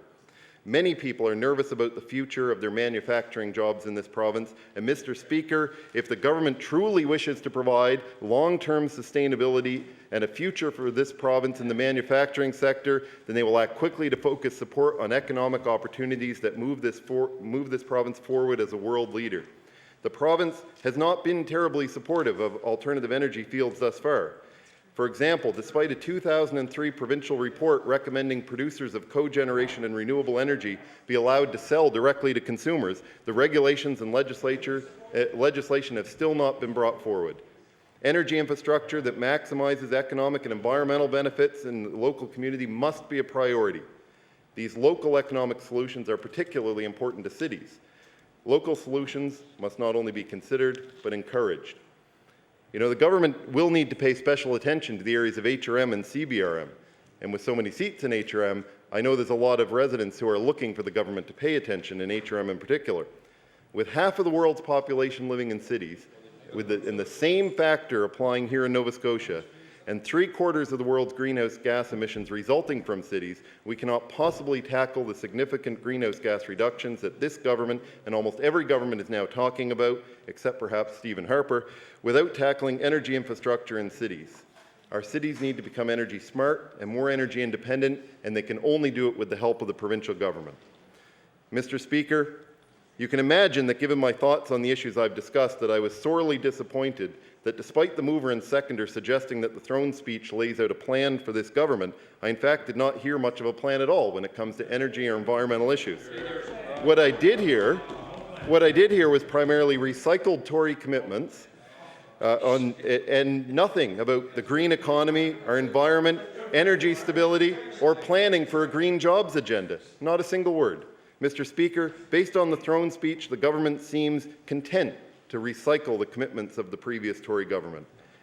Now, the only discussion in the throne speech on energy prices was the recently announced HST rebate on electricity, the rebate that economist Mike Bradfield suggests is a benefit for those who are not facing poverty.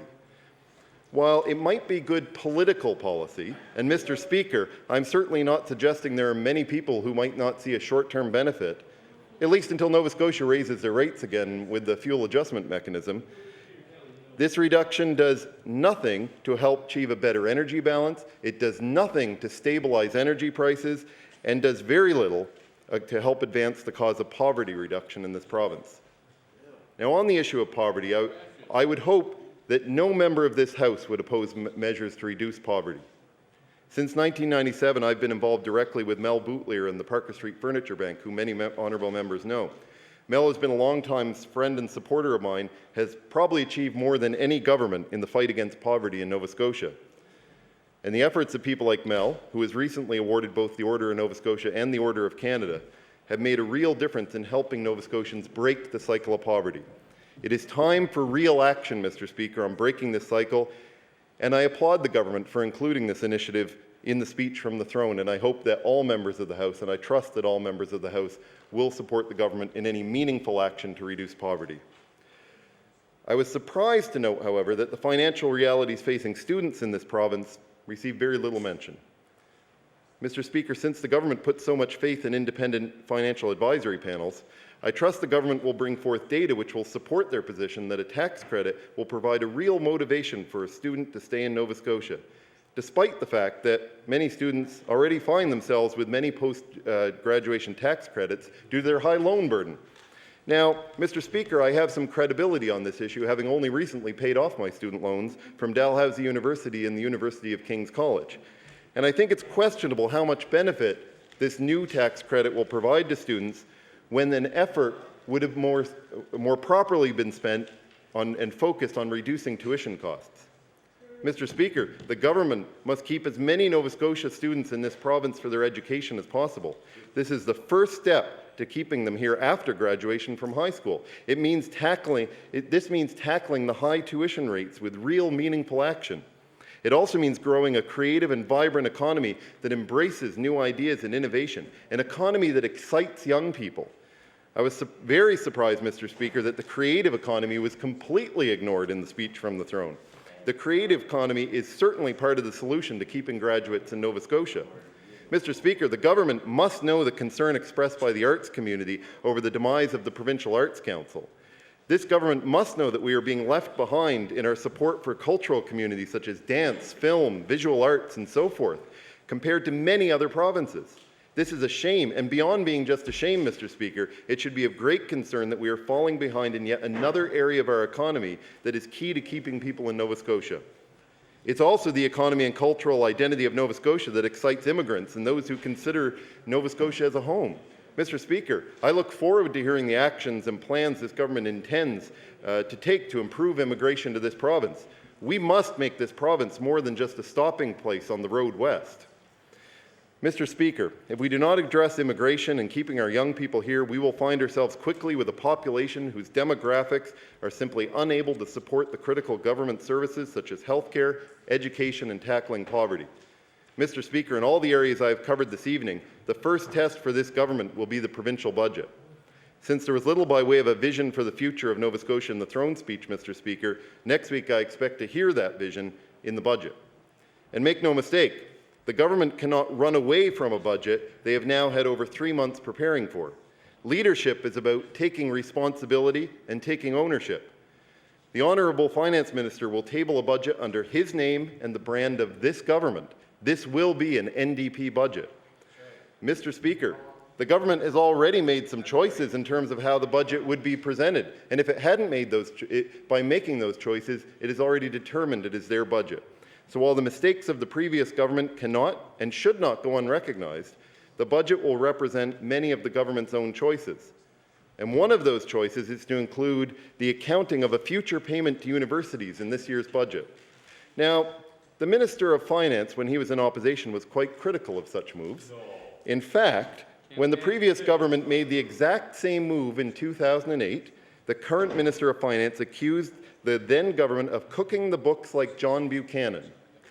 Now, Mr. Speaker, what I want to know is, based on the minister's own words, when he was in opposition, and the exact same budget move was cooking the books then, is it cooking the books now? And is the Minister of Finance suggesting the government's new way of doing things will be to emulate the previous government and the government of John Buchanan? I am sure I speak for many members on this side of the House. I'm sure I speak for many members on this side of the House when I say that we await with anticipation the first signs of the financial directions and the priorities this government intends to set with this budget. Mr. Speaker,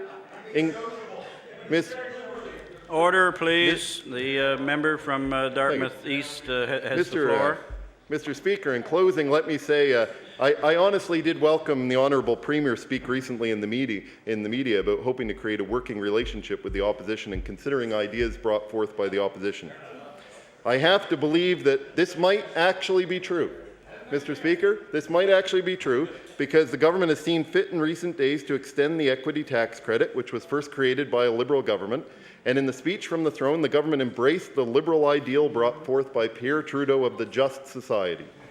These are good Liberal concepts, and Mr. Speaker, I know our party will be pleased to provide more good ideas as the weeks go on. Mr. Speaker, I don't just believe, I know we live in the best province in Canada and the greatest place on earth. We have a great opportunity here in Nova Scotia which must be harnessed. We can reach even higher as a province than we ever have before. We can turn our stumbling blocks into stepping stones. But to reach this pinnacle, it will take risk and great vision and the leadership of each of the 52 members of this Assembly. All politics, Mr. Speaker, is a calculated risk, and no leaders of society have ever achieved great things without risk and without the belief in what they are doing. We need such vision in this House over the coming months and years. Mr. Speaker, as a member of the official opposition, it is my duty to provide alternative ideas to represent the concerns of residents and provide constructive criticism. I will meet this duty in this House, but I will also provide support to the government for ideas that I feel move the province forward.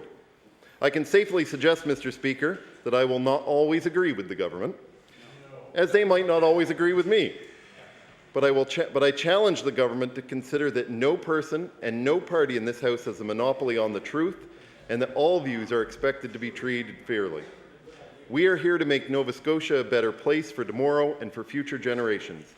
Mr. Speaker, I look forward to the government's review of our suggestions to improve the province over the coming weeks, as well as the opportunity to review the government's plans for the future. I would like to thank the members of the House and you, Mr. Speaker, for my time this evening. Thank you.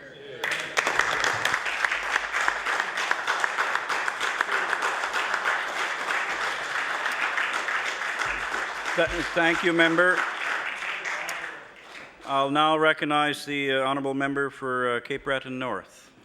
Yes, thank you very much, Mr. Speaker, and I'm very pleased to rise in my spot here this evening to address this House, but indeed all of Nova Scotians, with regards to the reply to the speech from the throne that was delivered last week. And again, I would echo with my other colleagues and comments that indeed there are many historic firsts, and you must acknowledge, respect, and compliment that.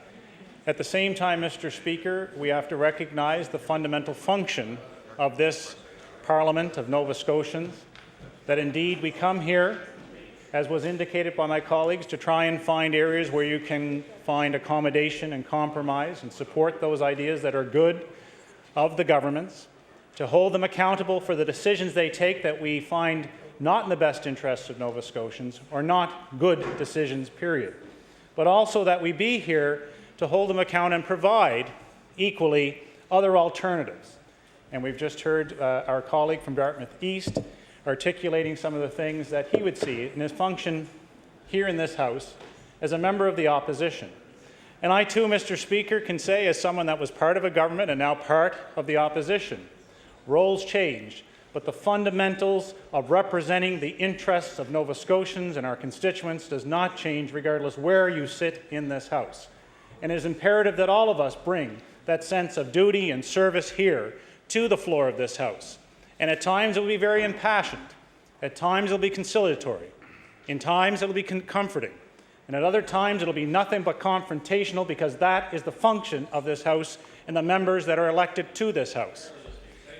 Mr. Speaker, as we move forward, building on 250 years of parliamentary democracy that we celebrated here, that it showed that this House's ability to be nonpartisan and to act in the interests of promoting parliamentary democracy, celebrating everything that is great and diverse about this province, and indeed advocating for more public engagement in the political process and the process of governance. And that is, as you know, Mr. Speaker, as part of that process, it's not an easy task. Nova Scotians and Canadians in general have turned away, for the most part, from parliamentary interest and that of governments. And part of that is what is government and what are governments doing to engage Nova Scotians. And I know, Mr. Speaker, that as the days ensue and we get into the full ramifications of what will happen later this week with the budget and further discussions on bills, I very much feel that the parliamentary tradition of this great province will be alive and well and will echo through these chambers and these hallowed halls, indeed, to tell Nova Scotians that while governments may change, indeed, parliamentary debate and service to the people will continue. So I want to congratulate all colleagues that were either newly elected or re-elected to the House, regardless of where they may sit in this chamber. Because I know, Mr. Speaker, that as a progressive Conservative member of this House, I will comment on some of the responses to the government and what they viewed our performance to be, and what I know to be the reality as sitting as a former member of government, and now can tell them what we will hold them to. And they talk about higher ideals and higher standards. Well, indeed, I look forward to that. Because you know already, Mr. Speaker, and regrettably, we hear of double standards that are already occurring in this House. Mr. Speaker, my colleagues need not worry, Mr. Speaker. Over the course of the next hour, I will provide due opportunity for the type of debate that we have come to know and enjoy here in Nova Scotia. But soon, Mr. Speaker, Nova Scotians will have endured close to 100 days of change. And not necessarily change for the better, Mr. Speaker.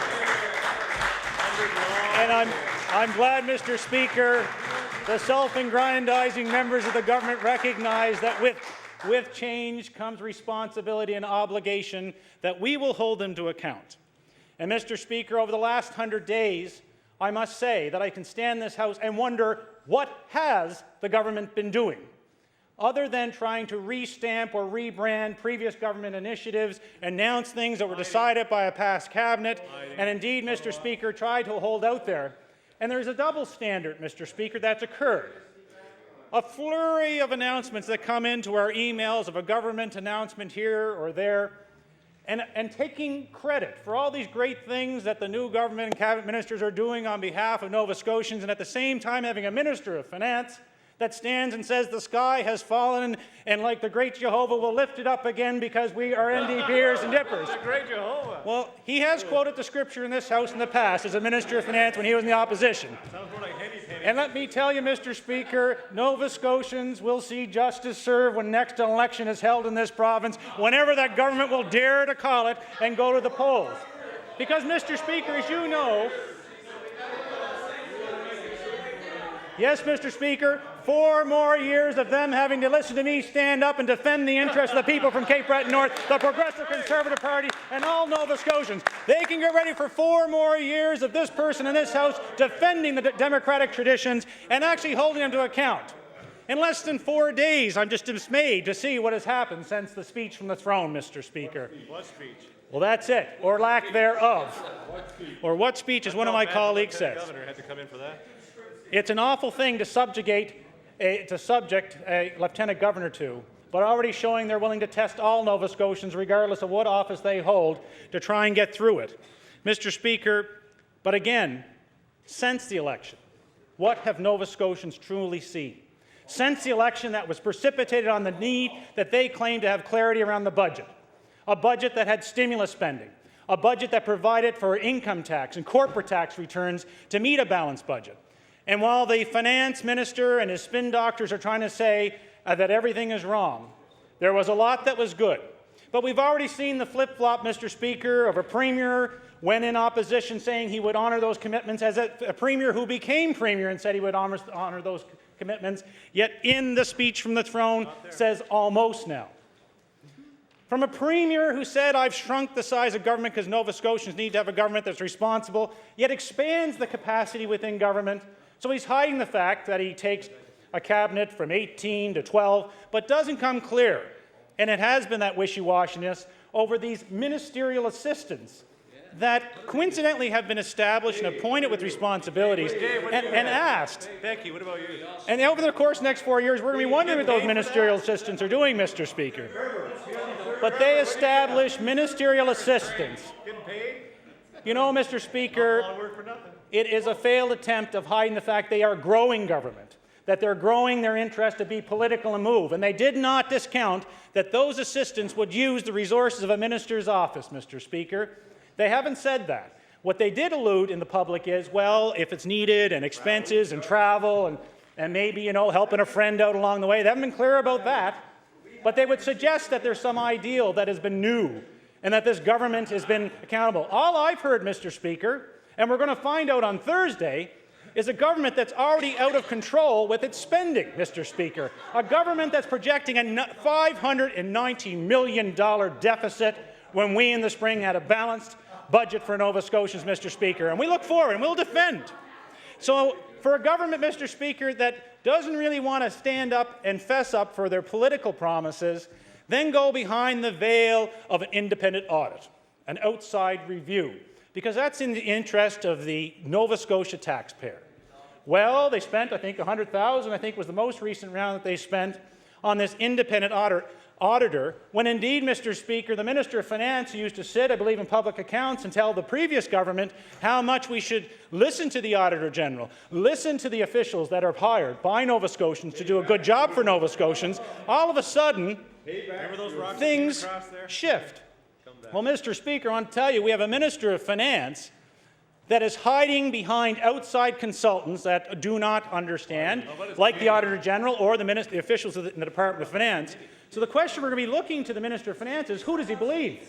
He doesn't take the word, Mr. Speaker, of the officials within the Department of Finance, the professionals that commit their career to do a good job on behalf of Nova Scotians and a professional job at that. He doesn't believe that the Office of the Auditor General can do their job, because if he wanted a true audit, he'd go to the Auditor General and give the terms of reference for what it is he wants to review. But instead, we have terms of reference provided by a Minister of Finance who can't come and deal with things himself, that's looking for a backdoor in to blame a previous government for the insane budget deficit that he's going to bring forward later in this week. Well, that doesn't wash with Nova Scotians. They're already